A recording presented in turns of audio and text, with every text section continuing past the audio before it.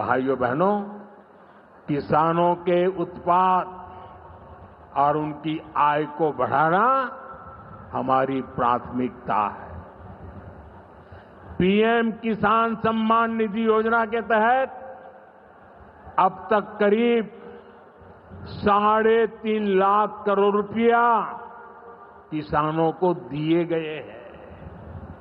यहां अकेले मोतीहारी में ही 5 लाख से ज्यादा किसानों को 1,500 करोड़ रुपए से ज्यादा मिले हैं। साथियों, न हम नारों तक अटकते हैं, न हम वादों तक सिमटते हैं, हम तो काम करके दिखाते हैं। जब हम कहते हैं कि हम पिछड़ों, अति पिछड़ों के लिए निरंतर काम कर रहे हैं, तो ये हमारी नीतियों में भी, निर्णयों में भी नजर आता है। एनडीए सरकार का तो मिशन ही है हर पिछड़े को प्राथमिकता, हर पिछड़े को प्राथमिकता, चाहे पिछड़ा क्षेत्र हो या पिछड़ा वर्ग हो, हमारी सरकार की वो पहली प्राथमिकता है।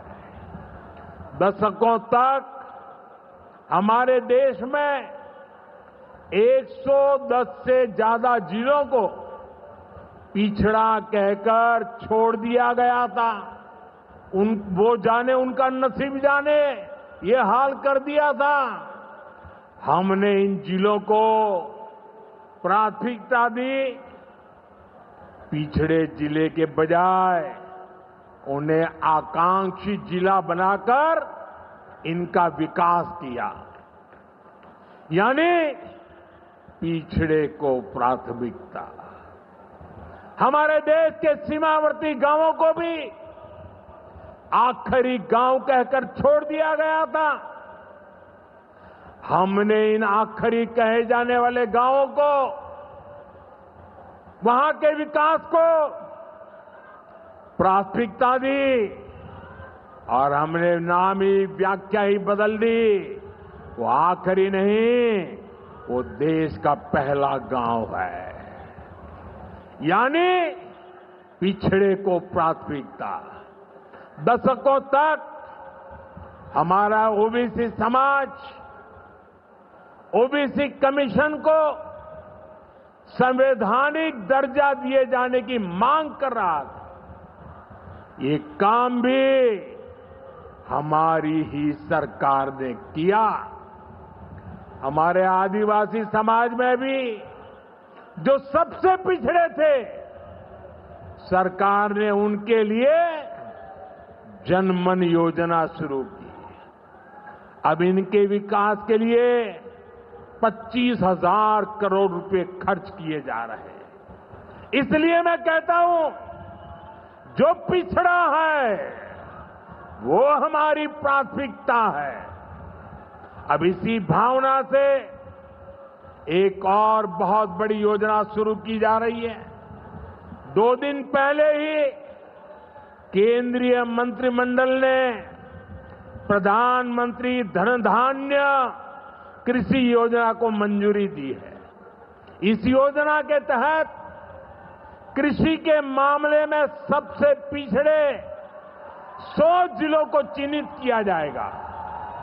ये ऐसे जिले होंगे जहां खेती से जुड़ी संभावनाएं तो भरपूर है, लेकिन पैदावार और किसानों की आय के मामले में ये जिले अभी भी पीछे हैं। इन जिलों के किसानों को इस योजना के तहत प्राथमिकता देकर मदद दी जाएगी। यानी पिछड़े को प्राथमिकता। इसका सीधा लाभ देश के करीब 2.25 करोड़ किसानों को होगा और इसमें बहुत बड़ी संख्या मेरे बिहार के किसान भाई बहनों के रहने वाली है।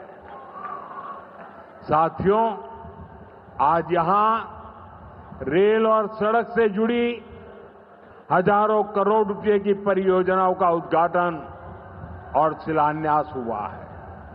इन परियोजनाओं से बिहार के लोगों को बहुत सुविधा हो जाएगी। देश के अलग अलग रूट पर अमृत भारत एक्सप्रेस को हरी झंडी दिखाई गई है। मोतिहारी बापू धाम से दिल्ली आनंद विहार तक भी अब सीधे अमृत भारत एक्सप्रेस चलेगी। मोतिहारी रेलवे स्टेशन भी अब नए रूप में नई सुविधाओं के साथ तैयार हो रहा है।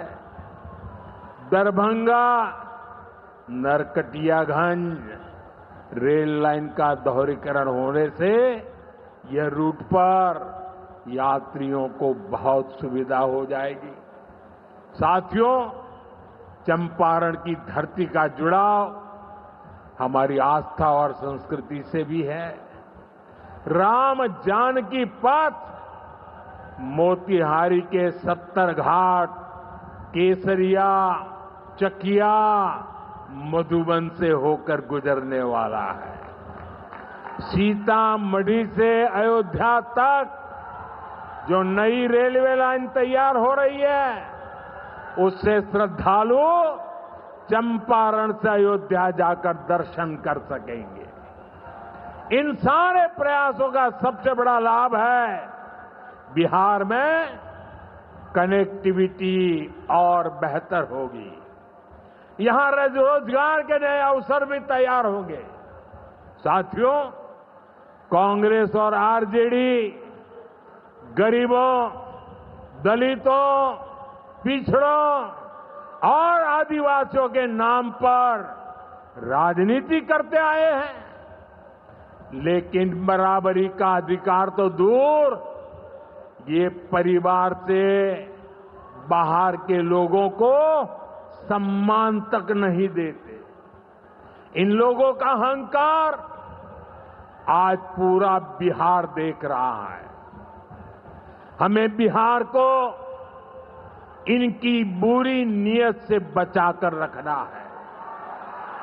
नीतीश जी की टीम ने, बीजेपी की टीम ने और पूरे एनडीए ने इतने वर्षों तक यहां मेहनत की है। श्री चंद्रमोहन राय जी जैसे विभूतियों ने हमें मार्गदर्शन दिया है। हमें मिलकर बिहार के विकास के इन प्रयासों को और गति देनी है। हमें मिलकर बिहार के सुनहरे भविष्य की ओर बढ़ना है। हमें संकल्प लेना है, बनाएंगे नया बिहार, फिर एक बार एनडीए सरकार। इसी के साथ मैं एक बार फिर आज की परियोजनाओं के लिए आपको बहुत बहुत बधाई देता हूं। मेरे साथ दोनों हाथ ऊपर करके पूरी ताकत से बोलिए, भारत माता की, भारत माता की, भारत माता की। बहुत बहुत धन्यवाद।